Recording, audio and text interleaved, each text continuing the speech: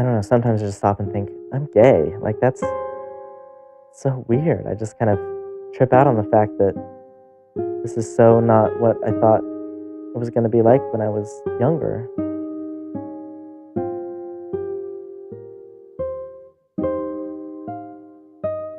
I remember it was my junior year of college, I was 21, and, um, this girl who I had a crush on, who lived in Pennsylvania, was out here visiting, where I went to school in college, which was Santa Cruz, and we were in Santa Cruz. I was very drunk, and she spent the night, and we started making out, and it just felt so wrong. I was just like, "I'm not into this at all." I wasn't aroused, I wasn't turned on. She could feel it too, and she's like, "Is everything okay?" I'm like, "Yeah, everything's fine," but we stopped making out, and I excused myself, and I went to get into the kitchen and got a drink of water, and I was just like, "I'm gay," and it just hit me like a ton of bricks. I'm like, "I'm so gay, and this is so not what I'm all about." And I can only speak from personal experience, but it improved my life so much once I came out, and it was terrifying, and it was scared, and it was something I didn't want to do, but, I guess it's kind of like jumping into a pool that you know is gonna be really cold. You don't wanna do it, and, like, you might experiment and tip and, stick your toe in a little bit, maybe that's akin to kissing a guy or something like that, even though you tell yourself that you're straight or something. But to get back to my analogy about this pool, that even though you know it's really cold and you're terrified to jump in, like, you kind of know deep in your heart that it's gonna be refreshing and it's gonna be good and it's gonna be worth it once you jump in. And if you can just run and jump and get that past that initial shock to the system, um, it's gonna be a really refreshing swim and you're gonna feel better that you had done it. I think one stereotype that I feel, and again, I don't know if this is specifically gay oriented, but it is, but maybe it is that the more guys you slept with, the hotter you are, the better you are, the sexier you are, has led me to sometimes go home with people or have sex with people that I wouldn't have if I wasn't validating myself in some way, shape, or form. Growing up and not being in relationships and not having people attracted to me really, I think, damaged my self-esteem and damaged how I perceive myself. And I really grew up thinking that people didn't want to date me and people didn't want to spend time with me in a romantic or an intimate way. And that's something that I've been struggling with. And I think when I meet someone who shows signs of wanting to do that, I get a little panicky and like, okay, who knows the next time that someone like this is going to come along? I better hang on to this for as long as I can. I don't think it's a choice. I didn't want to be gay, but I'm gay. And most of the gay men I know feel the same way. It would be easier to be straight, and it would be, I don't know why people would choose to be gay. I think that's just ignorant conservatism talking that, oh, it's a choice of people acting out or being rebellious. A lot of damage has been done in this area because of religion and because of people's religious beliefs, and I do believe it's damage.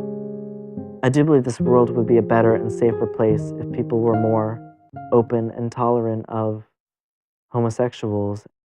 I think a big part of the difference between same-sex and heterosexual, relationships and individuals does have to do with the extra, added burden of knowing that you're a minority. And that's true for ethnic minorities as well. And it's something that I think often doesn't get enough attention. Anytime you've got sort of a mainstream culture and a stigmatized minority, that introduces, with every sort of standard developmental task, you have this extra layer of hurdles to go through in terms of self-acceptance and in terms of feeling comfortable with yourself. I think when it comes to same-sex relationships, it's often easiest and most salient to sort of focus on issues of social stigma, discrimination, minority status. I often think that crowds out attention to more basic relationship issues and processes. For example, power differentials can be just as important for same-sex as opposite-sex couples. Issues of who has more money, which is the person who makes most of the decisions in the relationships. Those can be just as important for relationship success as those issues of stress and minority status. I think the egalitarian or equal relationship is desirable. If you're in a relationship with somebody, it's not like a business arrangement. It's not who has more power that makes it great. It's how well those people can exist together. I think that it's good for one person to be in charge. I guess it would be good because you kind of, we always are tending to fit certain roles in every relationship we have.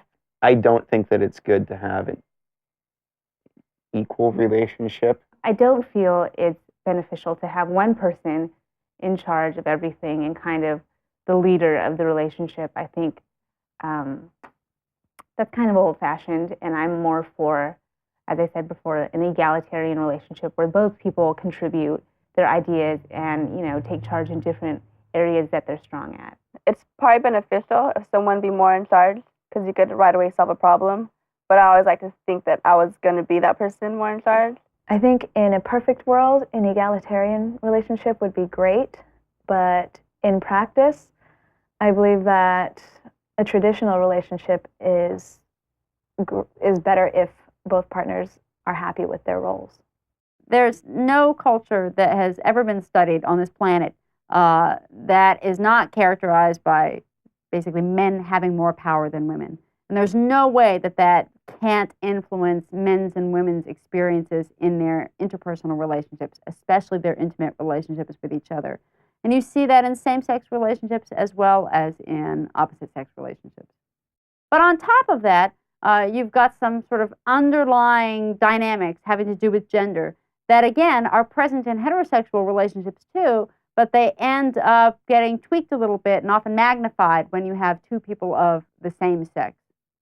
Women really need to know that all the stereotypes about men are true. We're really not as weak as you think we are.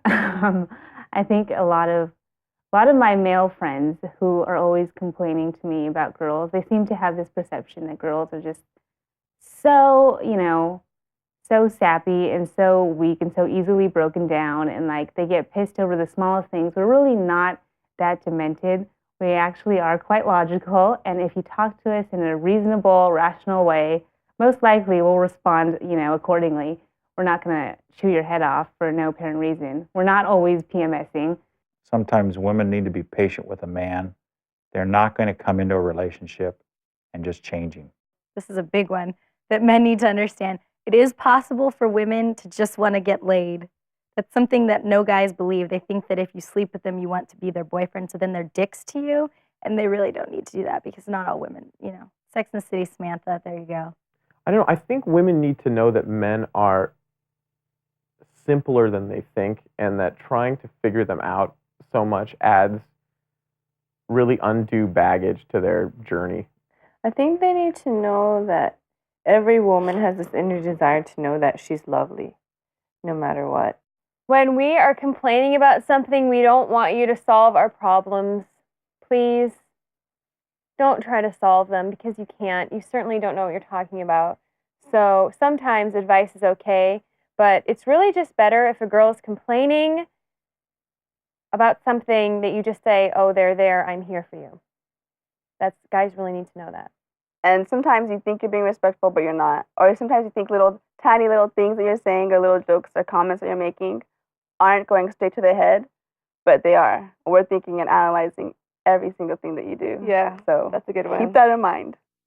I think when it comes down to it, men and women do want the same thing from their closest and most intimate relationships. Basic sense of security, trust, intimacy. The main differences are in the ways in which they go about articulating those needs and going about getting them. I think because of the liberalization in gender roles that we've seen historically, I think in the future we're going to see very, very different and idiosyncratic patterns of role differentiation in relationships. Basically, it's going to be up to every individual couple to figure out what feels best for them, and they'll make their own pattern as they go along.